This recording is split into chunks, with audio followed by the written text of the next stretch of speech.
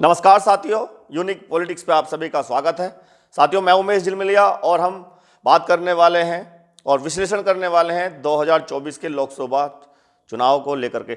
साथियों, जैसा आप सभी जानते हैं कि बीएसपी के राष्ट्रीय अध्यक्ष बहन कुमारी मायावती जी ने जो ऐलान किया है कि हम अकेले चुनाव लड़ेंगे और आरोप लगाया है अखिलेश यादव पर कि वो गिरगिट की तरह रंग बदलते हैं, तब से समाजवादी पार्टी में खलबली मची हुई है। इंडिया अलायंस में तो इसी बात से खलबली मच चुकी है कि बीएसपी इंडिया अलायंस में नहीं है। लेकिन अखिलेश यादव यानी समाजवादी पार्टी में कैसी खलबली मची हुई है कि अखिलेश यादव को यह बयान देना पड़ रहा है कि हम तो बहन जी को प्रधानमंत्री बनाना चाहते थे। यानी कि अखिलेश यादव जी इस बात को अच्छी तरह से जानते हैं कि अगर बहन जी ने एक इशारा किया तो सारा का सारा वोट दलितों का या बहुजनों का जो बीएसपी को मिलता है वो हमें नहीं मिलेगा। इसीलिए उन्होंने उस बैठक में कहा था अपने विधायकों को कि कोई भी बहन जी के खिलाफ नहीं बोलेगा, कोई उनका विरोध नहीं करेगा। अब जैसे ही बहन जी ने बयान दिया अखिलेश यादव जी के खिलाफ, तो तुरंत अखिलेश यादव जी ने कहा कि हम बहन जी को प्रधानमंत्री बनाना चाहते थे। देखिए, एक और उनके चाचा जी शिवपाल यादव जी कह रहे हैं कि बहन जी दलित की बेटी नहीं है, वो तो दौलत की बेटी हैं। एक तरफ तो इतनी बड़ी बात वो कह रहे हैं कि पूरे दलित समाज को चुभने वाली बात है। किस तरह से समाजवादी पार्टी या शिवपाल यादव जी ये सोच सकते हैं कि दलितों की वोट उनको मिल सकती है, जब इतना बड़ा बयान वो बहन जी के खिलाफ दे रहे हैं।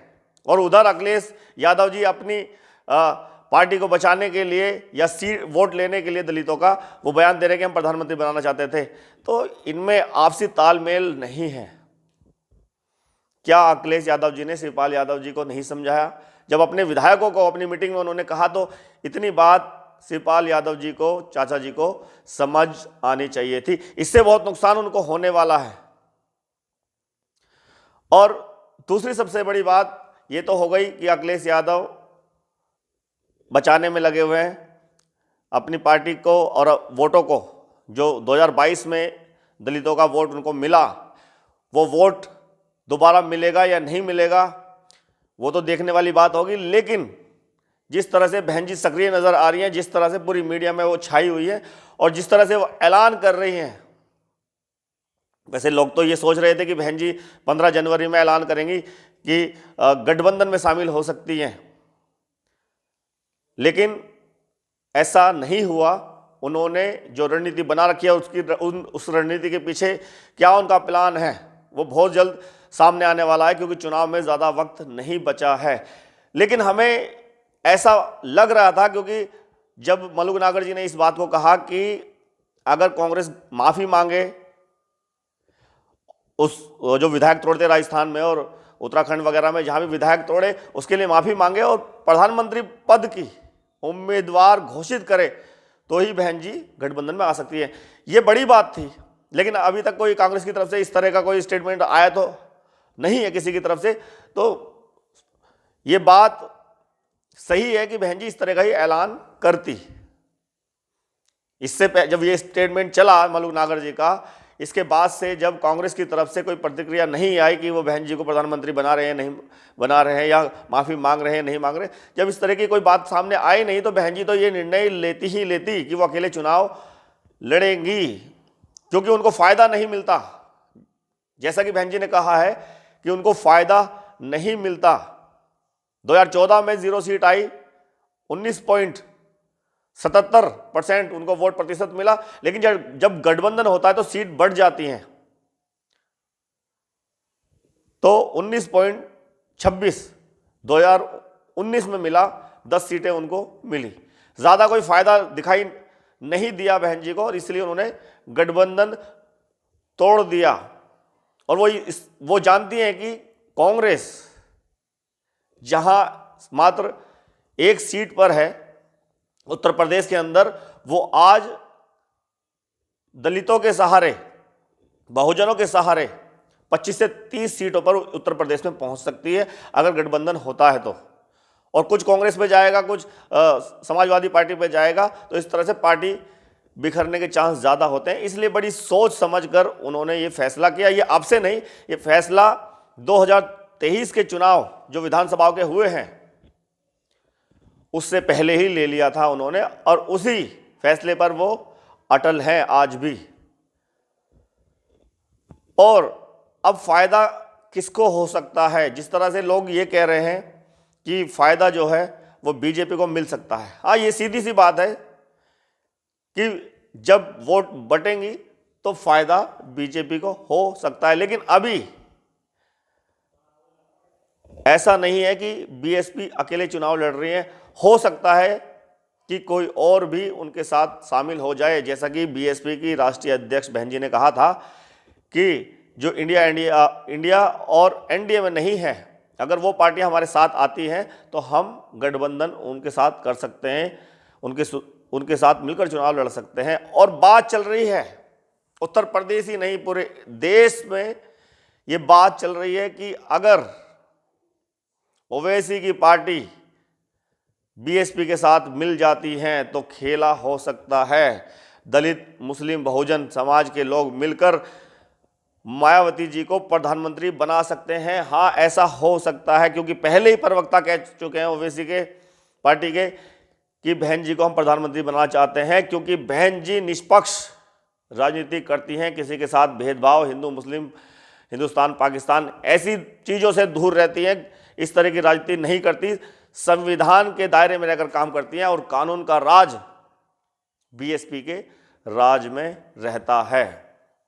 अगर ऐसा हो जाता है, जिस तरह से मुस्लिम लीग के प्रवक्ता वगैरह बात कर रहे हैं कि मुसलमान एक साथ एक मंच पे आ जाएंगे, अगर बहन जी ऐलान कर दे तो सब इंडिया गठबंधन पूरा का पूरा सब फेल हो जाएगा। जो मुस्लिम कांग्रेस के साथ या समाजवादी के साथ जा रहा है वो एकदम वापस बीएसपी के साथ आ जाएगा। एक बार बहन जी ओवैसी को लेकर के, या ओवैसी जी ऐलान कर दे, बहन जी को गठबंधन के लिए ऐलान करना है कि हम उस पार्टी के साथ गठबंधन कर रहे हैं, फिर ओवैसी जब कहेंगे देश के मुसलमानों से, तो सारा मुसलमान एक साथ आ जाएगा। और ऐसा हो सकता है, जैसा आपने देखा कि लगभग 90% मुस्लिम समाज के लोग समाजवादी पार्टी को वोट 2022 में दिया, इसीलिए उनकी गठबंधन से 125 सीटें समाजवादी पार्टी को मिली।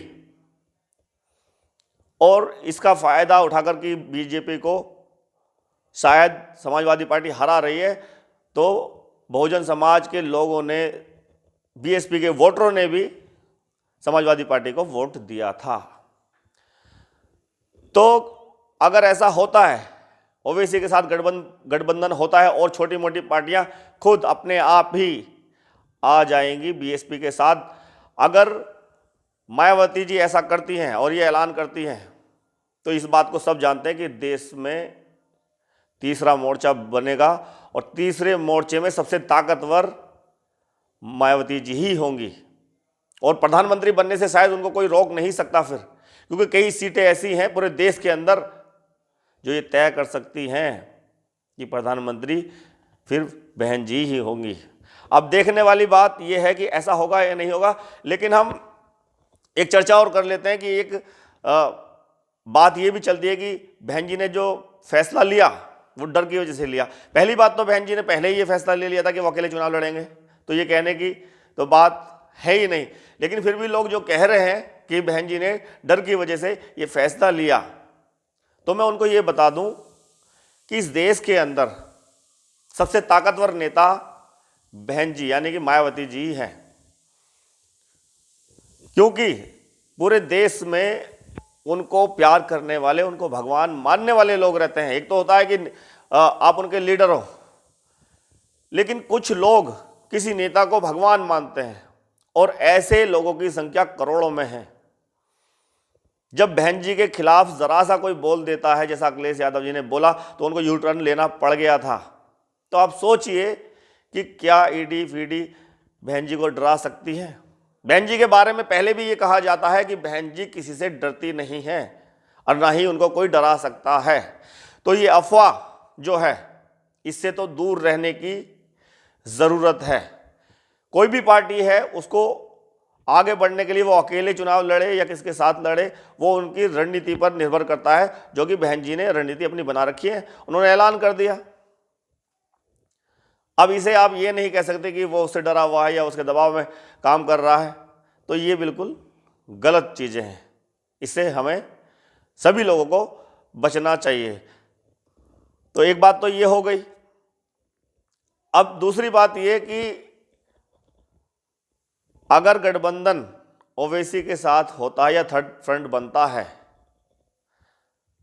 तो फिर जो समाजवादी पार्टी है, क्योंकि उसके पास कुछ बचेगा नहीं उत्तर प्रदेश के अंदर, और उत्तर प्रदेश के अंदर ही उनके पास जो भी कुछ है वो है, तो मुस्लिम समाज एक तरफ हो जाएगा, दलित समाज एक तरफ हो जाएगा, राजभरों ने कह दिया है, मौर्याओं ने कह दिया है, तो अखिलेश यादव के पास क्या बचेगा? क्या वो भी इंडिया गठबंधन तोड़कर फिर बहन जी के साथ आएंगे? लेकिन बहन जी उनको अलायंस में नहीं लेगी, क्योंकि जिस तरह से उनके खिलाफ अब बात चल रही है, बोला जा रहा है बहन जी के तरफ से, या तो ऐसा नहीं है कि अगर तीसरे फ्रंट में वो आ सकते हैं, ऐसा होगा नहीं। जिस तरह से अखिलेश यादव जी वोट लेने के लिए बीएसपी का ये कह रहे हैं एकदम तुरंत बहन जी के बयान के बाद कि हम तो प्रधानमंत्री बनाना चाहते थे, अब उनसे अगर मीडिया में पूछा जा रहा है कि आपने स्टेटमेंट दिया, बहन जी ने आपको गिरगिट कहा, तो आपने स्टेटमेंट इस तरह के दे दिए, अपने विधायकों को मना कर दिया उनके खिलाफ बोलने के लिए, तो अखिलेश यादव जी का कहना है कि हम 2019 में उनको प्रधानमंत्री बनाना चाहते थे। अरे 19 में बनाना चाहते थे ना, 2019 बहुत पीछे जा चुका है और गठबंधन तब टूट भी चुका है। लेकिन आज आप कह रहे हो, जैसे वो बयान आया बहन जी का, आप कह रहे हो कि हम तो प्रधानमंत्री बनाना चाहते थे, तो 19 में बनाना चाहते थे। जो लोग ये सोच रहे हैं कि अखिलेश यादव जी प्रधानमंत्री बनाना चाहते थे, तो वो स्टेटमेंट 19 के लिए उन्होंने दिया है, सबको ये बात भी समझ लेनी चाहिए, और वो वोटों के लिए दिया है, जिससे कि दलित वोट खिसक ना जाए, जो 2022 में उनके पास आया था। तो चलिए, राजनीति सभी अच्छे से समझते हैं, जानते हैं, और जिस तरह से वो लोग जो कांग्रेस को पसंद नहीं कर रहे, क्योंकि कुछ लोग कांग्रेस को भी वो कह रहे हैं कांग्रेस और बीजेपी एक ही है, गंगाधर ही शक्तिमान है, शक्तिमानी गंगाधर है, वो वाली बात हो रही है कि ये दोनों की दोनों पार्टियां एक ही हैं। तो जो कांग्रेस से दूर हैं या उन्हें पसंद नहीं करते, या बीजेपी को जो पसंद नहीं करते, समाजवादी पार्टी को पसंद नहीं करते, तो वो किसके साथ जाएंगे? वो बीएसपी के साथ ही आएंगे। अगर 2022 में जिस तरह से लोग बीएसपी के बारे में बात कर रहे हैं कि भाई उनका वोट प्रतिशत गिर गया, 22 से 20 से नीचे पहुंच गया, 13% में पहुंच गया, एक विधायक आया, तो आप इस बात को समझिए कि मात्र एक विधायक इसलिए आया कि बहन जी ना के बराबर सक्रिय रही, चुनाव लड़ी नहीं, वो वाला चुनाव, वो तब जाके इतना वोट प्रतिशत उनको मिला। अगर वो सक्रिय हो जाती उस टाइम पे भी, तो अखिलेश जी के पास ये 125 सीटें जो आपको मिली गठबंधन से, तो ये सीटें आपको नहीं मिलती। और अभी देखना 2024 में बीएसपी जिस तरह से पूरी मीडिया में छाई हुई है, और लग रहा है कि वो सक्रिय होकर चुनाव लड़ेंगी, तो अब वोट प्रतिशत 20 से 22% तो शेड्यूल कास्ट, शेड्यूल ट्राइब और बहुजन समाज का परसेंटेज और मुस्लिम लोगों का जो परसेंटेज होगा वो मिलेगा, तो वैसे ही 24-25% आ सकता है। और गठबंधन अगर होता है, तो मैं आपको सीधी सीधी बात बताता हूं, अगर ओवैसी के साथ गठबंधन की बात बन जाती है और तीसरा फ्रंट बन जाता है, तो हम आइडिया लगा सकते हैं 20-22, 15-16, यानी कि 36-37%, और भी जो ओबीसी के मौर्य, सैनी, कुशवाहा, वो बहन जी को पसंद करते हैं, गुज्जर वो पसंद करते हैं, तो वो भी फिर उनको दिखेगा कि बीजेपी को हराने वाली सिर्फ एक ही पार्टी है, थर्ड फ्रंट जो है वो हरा रहा है, तो वो सब उनके साथ जाएंगे। तो लगभग 45%, 46% वोट प्रतिशत बीएसपी के थर्ड फ्रंट का हो सकता है। फिर डिवाइड होगा, बीजेपी का भी कम हो जाएगा, फिर कांग्रेस का भी कम हो जाएगा। हो सकता है कि सबसे बड़ा फ्रंट तीसरा फ्रंट बन जाए और बीएसपी के राष्ट्रीय अध्यक्ष बहन कुमारी मायावती जी प्रधानमंत्री बन जाए। ऐसा हो सकता है। अब देखने वाली बात होगी कि होना क्या है। बहुत बहुत धन्यवाद। नमस्कार।